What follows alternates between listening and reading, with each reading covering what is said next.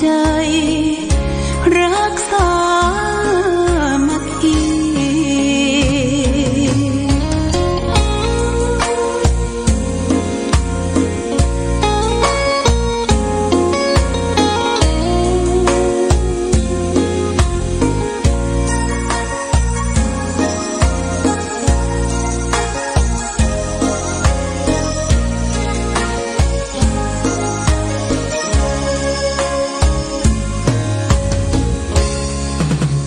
เป็นวัดร้างโบราณสืบสาน2524พระมหาราชครูเกษราปัญญาปรมาติกาจารย์จากวัดดับภัยเชียงใหม่สืบสานเวลาผ่าน131 ปีนานไกลวัดพระบาทอุดมรุ่งเรืองงามตาเจ้าน้อยบุญทาวงศาข้าหลวงปวงเชียงใหม่ปกครองหัวเมืองฟ้าทุ่มเทแรงกายแรงใจทุกชาติพันธุ์รวมใจ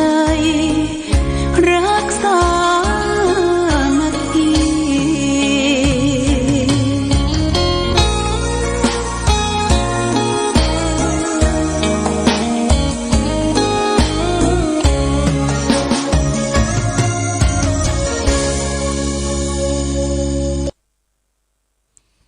เจริญสุขศรัทธาสาธุชนญาติโยมท่านพุทธบริษัททั้งหลายวันนี้รายการธรรมประทีปส่องต่างก็ได้มาพบปะกับพ่อแม่พี่น้องศรัทธาสาธุชนญาติโยมแห่งครั้งหนึ่ง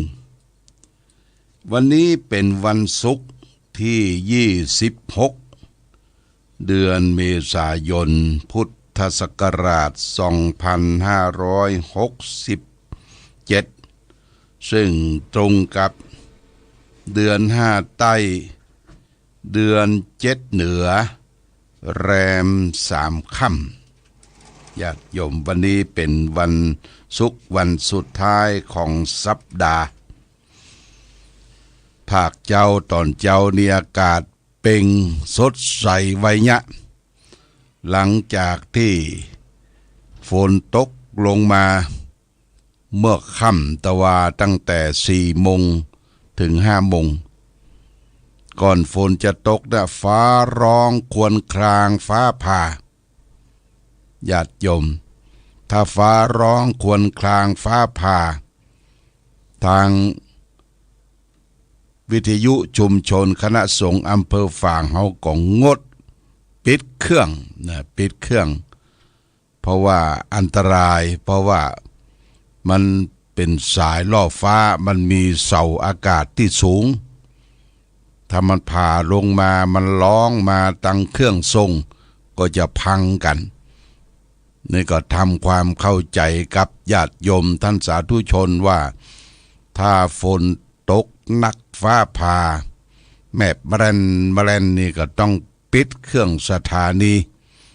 ทะนุถนอมกล่อมเลี้ยงไว้สถานีเอาไว้ใจประชาสัมพันธ์ออกการออกงานเทศนาสั่งสอนคือแก่ศรัทธาญาติโยมเป็นลำดับต่อไปวันนี้ภาคเจ้ามาปะญาติโยมท่านสาธุชนทั้งหลายหลังจากออกรายการแล้ว8 โมง 15นี่ก็จะได้เดินทางไปที่จังหวัดเชียงรายไปทำพาสปอร์ตก็ปิกตอนเย็นตอนค่ำถ้าไปวัดไปวาตอนช่วงนี้ก็คงบปะประมาณสัก5-6 โมงถึงวัดนี่ก็แจ้งญาติโยมท่านสาธุชนทั้งหลายได้รับทราบมาณโอกาสนี้วันพรุ่งนี้ซึ่งเป็นวันเสาร์นะญาติโยมวันเสาร์ที่27 เมษายนก็อยู่วัดอยู่วานำพาศรัทธาสาธุชนทั้งหลายไหว้พระสวดมนต์ ไปพระสวดมนต์ประจำวันเสาร์ก็เจิญทุกท่าน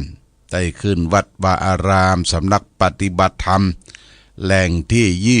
21ของจังหวัดเชียงใหม่ถ้าบ่ได้ไปไหนบ่ได้ไปรับกินรับทานที่ไหน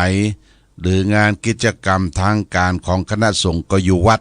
ญาติโยมอยู่วัดวันจันทร์ที่29วันจันทร์ที่29ญาติโยมนะ28วันติดวันจันทร์ที่29ท่านเจ้าคุณอำเภอท่าสองยาง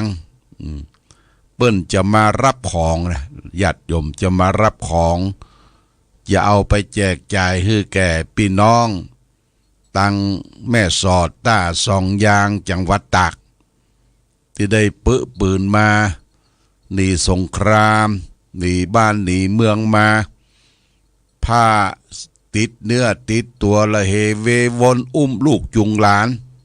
แต้มขี้ปุ่มเตยเตอะเยอะผ้าครัวอย่างก็บ่ไข่ที่จะสมบูรณ์เท่าที่ควรท่านเจ้าคุณได้อู้ตะวานี่เปิ้นก็ว่าที่ปืนมามี3ประเภทที่1ก็คือคนที่มีสตุ้งสตางค์นี่ก็จะเข้ามาเป็นชั่วครั้งชั่วคราว5วัน7วันทางด่านที่ถูกต้องประเภทที่2ลักลอบเข้ามาหนีสงครามมาซ่อนตัวอยู่ที่ปืนอาคารปืนสถานที่ซ่อนตัวอยู่ประเภทที่3อยู่ตามป่าละเมาะตามป่าตามเขาบ่มีของกินของใจอาศัยเพราะว่าหนีภัยสงครามมาพี่น้องตังเมียวดีตังพม่านี่ญาติโยมท่านเจ้าคุณท่าสองยางนี่เปิ้นเป็นพระธรรมจาริกเป็นเจ้ากะเลียงวัดเปิ้นสังกัดอยู่ที่วัดศรีโซดาเจียงใหม่เปิ้นได้เป็นนักพัฒนาช่วยเหลือพี่น้องประชาชนและก็ได้ทำถนนหนทางเชื่อมต่างกันถิ่นธุรกันดารก็ได้รับยกย่องจากเจ้าประคุณสมเด็จพระมหารัชมังคลาจารย์วัดปากน้ำภาษีเจริญว่ายกย่องให้ได้เป็นเจ้าคุณพัฒนาอันนี้เปิ้นจะมารับเอาของที่ทางวัดพระบาทอุดมได้เตรียมไว้ก็เป็นสังฆทานเป็นปิ่นโตที่บ่ได้ใจปิ่นโตเก่าเป็นสายเป็นของที่มีอยู่แล้วก็จะได้บอกคือทางวัดวาอารามต่างๆเอามาปะมาหอมกันเอามาปะมาหอมกันมาปบมาปะหอมกันเปิ้นจะใจรถ6ล้อใส่สัง6ล้อใส่สังมารับเพราะฉะนั้นก็ประชาสัมพันธ์ญาติโยมท่านสาธุชนทั้งหลายไปจะร่วมบริจาคสิ่งของช่วยเหลือพี่น้องประชาชนคนที่พัดภาคจากบ้านจากเมืองมาที่ท่าสองยางแม่สอดก็เอามาให้มาหอมได้เนอะเป็นเสื้อผ้าอาภรณ์ที่นอนหมอนมุ้งที่ใจได้นะที่ใจได้ที่มันลุมันปังมันยอกจะไปเอามาที่ใจได้ซักรีดซักเถียก่อนแล้วก็ซักละพับเอาใส่ถุงใถุงพลาสติกใส่แล้วเขียนชื่อติดตั้งนอกว่าชายใหญ่หญิงใหญ่เนี่ยใส่เป็นชุดแล้วก็เด็กเล็กเด็กหญิงเล็กเด็กชายเล็กเอามาพับแล้วมารวมกันเปิ้นจะได้นำไปแจกไปช่วยเหลือพี่น้องทุกยากลำบากเขาได้รับดีนอนดีอยู่ที่บ้านที่จองบ่หวาดผวาบ่กลัวระเบิดบ่กลัวปืนพาหน้าไม้เพราะว่าเขาโชคดีแล้วนะแต่เปิ้นอยู่ตะขาบชายแดนปืนกันมา อุ้มลูกจุงหลาน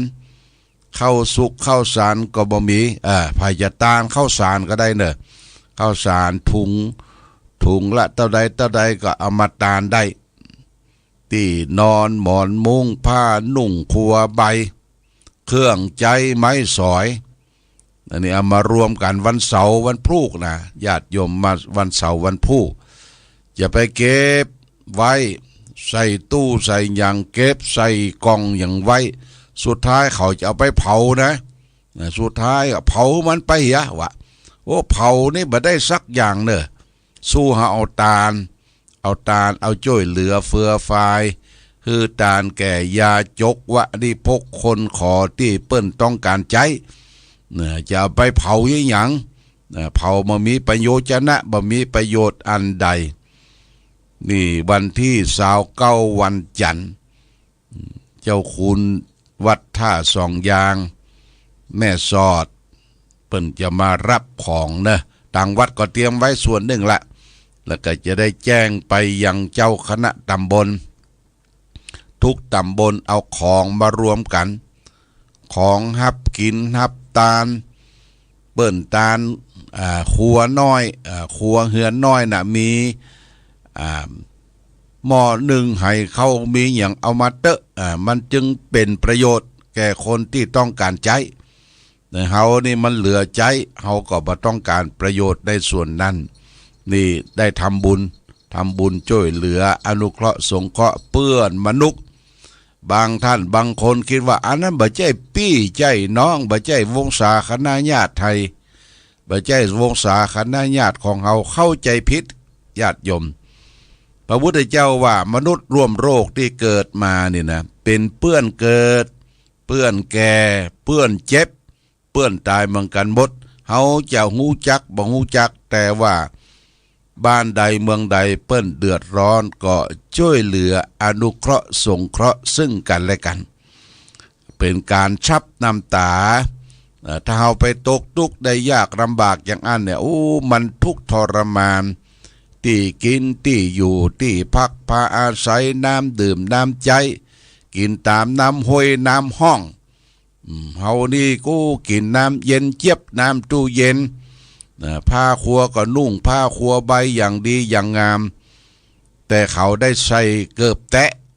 ใส่เกิบใส่รองเท้าแตะสักกู้ก็ยังดีนะญาติโยมไปซื้อมาเถอะเด้อซื้อเกิบแตะอย่างถูกอย่างไรก็ซื้อมาให้มาหอมกันในวันเสาร์นี้นะวันเสาร์นี้ก็จะได้ประชาสัมพันธ์ประกาศแก่ศรัทธาญาติโยมของตั้งวัดพระพุทธบาทอุดมนี่ของเก่าของเกื้อของที่บใจจะเอาโลออกมาบดญาติโยมนะโลออกมากองเป็นกองพเนินทึนทึกที่เปิ้นเอาไปลู่ไปกินไปตานเป็นสังทายทานเป็นของเก่าของเกื้อมันนักหนาป้านมันก็เพียงการเพี้ยววัดเพี้ยววาทำความสะอาดโดยทุกเจ้าเฮาเนี่ยจ้างสะสมนะญาติโยมย่างสะสมของเวลาสังฆทานเปิดไปกินไปตานนี่บัดเตไปตานตั้งหน้าวางตั้งห้องโถงเต็มหนีเอาไว้ไปในห้องนะครับห้องหับพื้นเตียงบนเตียงเต็มหมดบ่มีที่นอนบ่มีที่พักหัวนอนเดี๋ยวว่าจิตใจมันละโมบแต่เฮาบ่กินบ่ตานเอาเพี้ยวญาติโยมเพี้ยววัดเพี้ยววา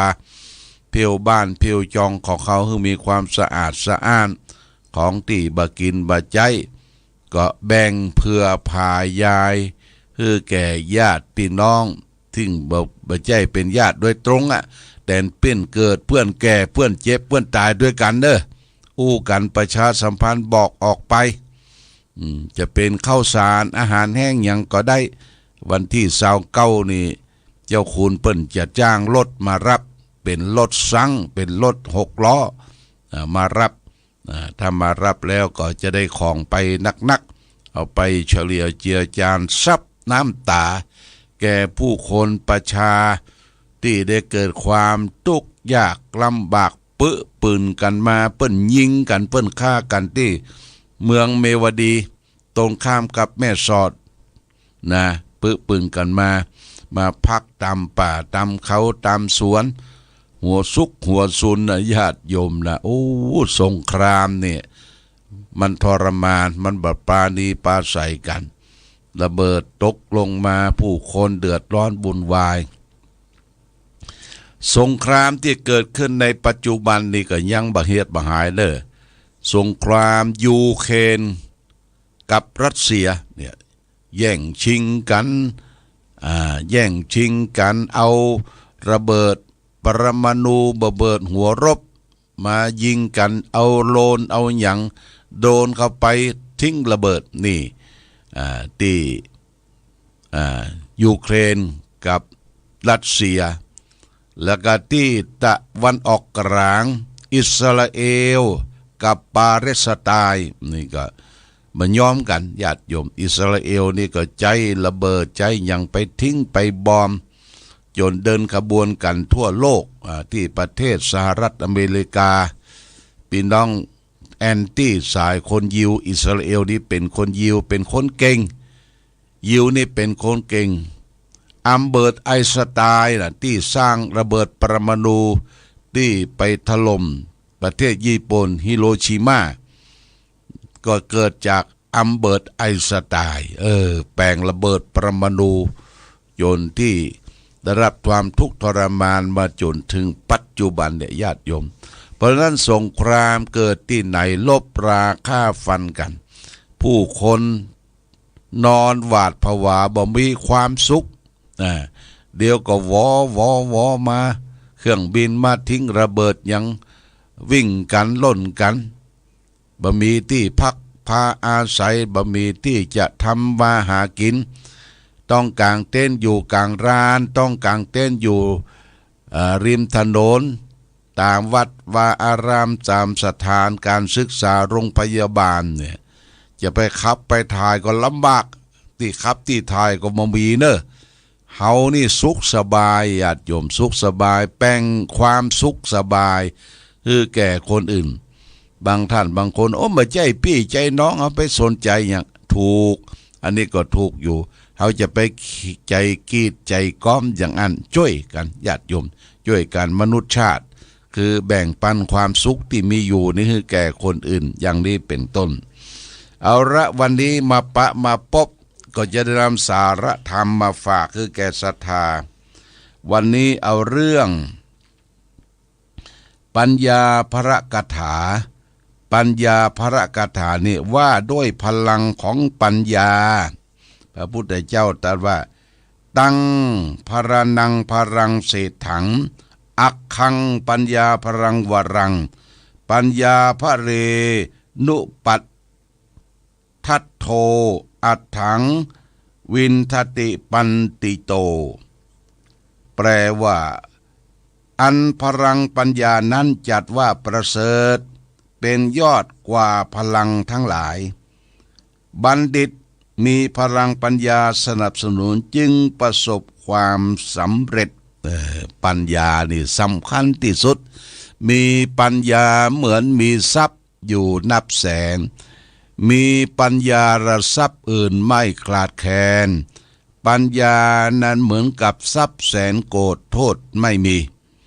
ปัญญามีสองอย่างโลกิยะปัญญากับโลกุตระปัญญาโลกิยะปัญญาปัญญาของโลกิยชนปัญญาของเจ้าโลกที่เฮาใจกันถึงวันเนี่ยนะไม่ใช่ปัญญาทางธรรมเตี้ยเป็นคนคิดเก่งทำเก่งค้าขายหาเงินหาคำอยู่สร้างสรรค์อยู่ร่วมกันมีความสุขอันนี้เป็นโลกิยะปัญญาบ่ได้เบียดเบียนซึ่งกันและกันปัญญานี่ก็สำคัญแต่ปัญญาที่โลกุตระปัญญาที่อยู่เหนือโลกอยู่เหนือความทุกข์อันนี้เป็นปัญญาที่พระพุทธเจ้าสั่งสรรเสริญยกย่องเทิดทูนว่าควรจะมีปัญญาตัวนี้ปัญญาที่อยู่เหนือความทุกข์อยู่เหนือปัญหาทั้งหลายเมื่อปัญหาที่เกิดขึ้นปัญญานี้มันจะมาแก้ไขปัญญาเนี่ยปัญญาจะเกิดขึ้นโดยการภาวนาจะเกิดขึ้นก็โดยการทำสติระลึกสติของตนเองญาติโยมนะ ระลึกสติของตนเองเวลาเดินยืนนั่งนอนให้มีสติสติแปลว่าความระลึกได้สัมปชัญญะคือความรู้ตัวทั่วพร้อมคนที่ขาดสติก็คือคนที่มีมัทะความมัวเมาคนกินเหล้าเมายาสัมบะเลเทเมาเนี่ยยังเฝ้าฟังขาดสติที่ในสกปรกลกลุงลังนอนเหื่อไปเลยนอนเหื่อไปเลยขาดสติขาดเพราะมีความมัวเมานะถ้าเรารู้ตัวทั่วพร้อมคนนั้นก็จะมีสติดีสมาธิเกิดสมาธิเกิดปัญญาเกิดปัญญาเกิดก็รู้แจ้งเห็นจริงในกองทุกข์รู้แจ้งเห็นจริงในปัญหาทั้งหลายอันนี้เรื่องของปัญญานะพลังปัญญาใครมีพลังของปัญญาเนี่ยโอ้คนนั้นสุดยอดนะคนสุดยอดรู้ที่มาที่ไปของชีวิตรู้ที่มาที่ไปการดำเนินชีวิตว่าจะเนี่ยอย่างใดจะทำอย่างใดให้มีความสุขอันนี้เป็นข้อที่หนึ่งฝากไว้ปัญญาข้อที่สองพระพุทธเจ้าว่าปัญญาสุดวินิจฉินีปัญญาสิโลกาวัฏนิปัญญาสหิโตนะโรอิทะทุกเข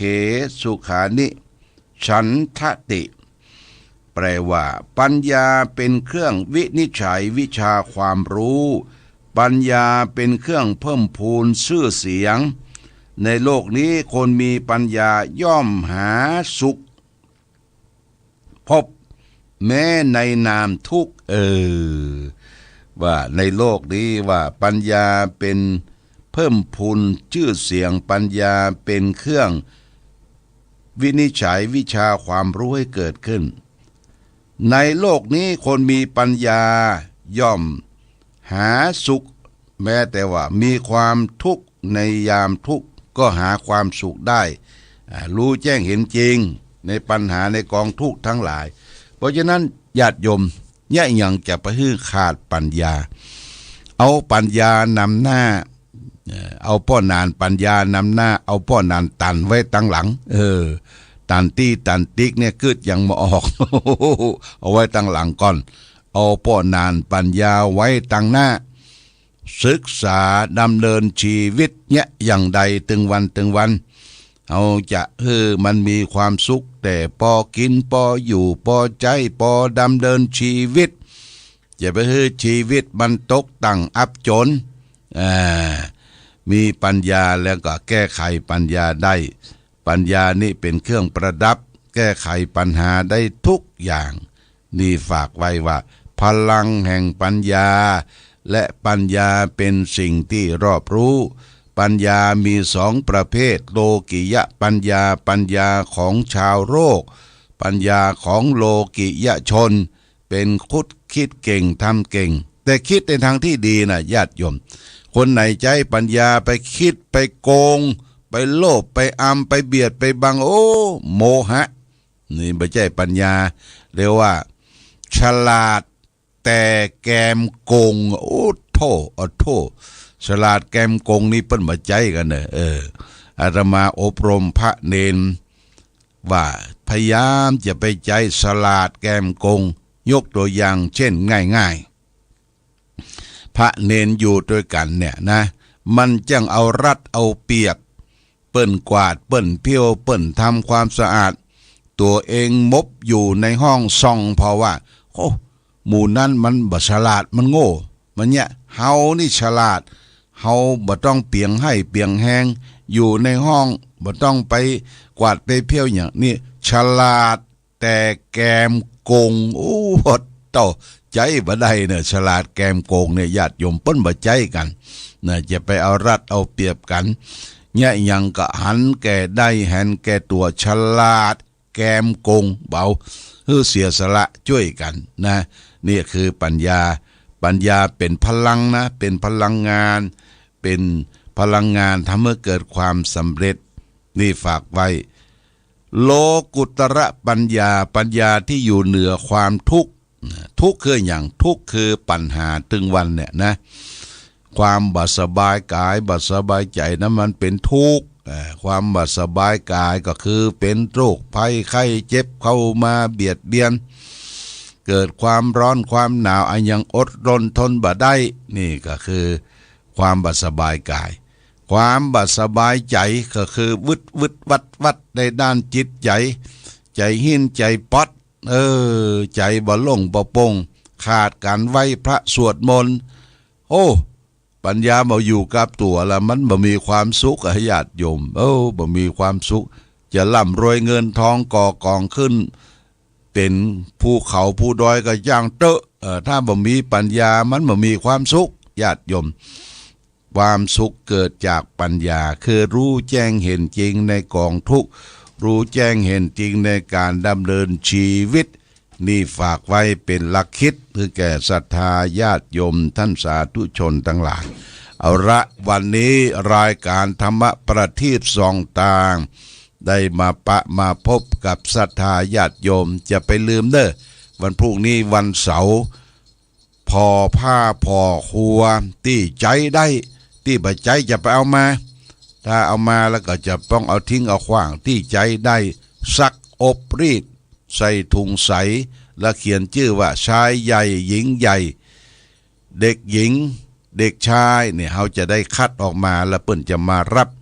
เอาในวันที่29วันจันทร์เปิ้นจะเอารถมารับและสิ่งของเครื่องมือเครื่องใจต่างๆที่บ่ได้ใจแล้วหรือจะเป็นข้าวสารอาหารแห้งก็มาเปาะมาหอมกันนี่ฝากไว้วันเสาร์นี้วันพุธก็คงจะได้ปะพบกันที่วัดในการประพฤติปฏิบัติธรรมประจำวันเสาร์วันนี้ต้องอำลาพาจากศรัทธาญาติโยมท่านสาธุชนหมดเวลาหมดต้องขออำลาจากญาติโยมท่านสาธุชนไปก่อนรายการธรรมประทีปส่องตางต้องขอลาก่อนขอผู้ฟังจงตั้งมั่นจิตหันษาโดยธรรมะขององค์พระพุทธาได้นำพาให้เกิดความสุขสงบเย็น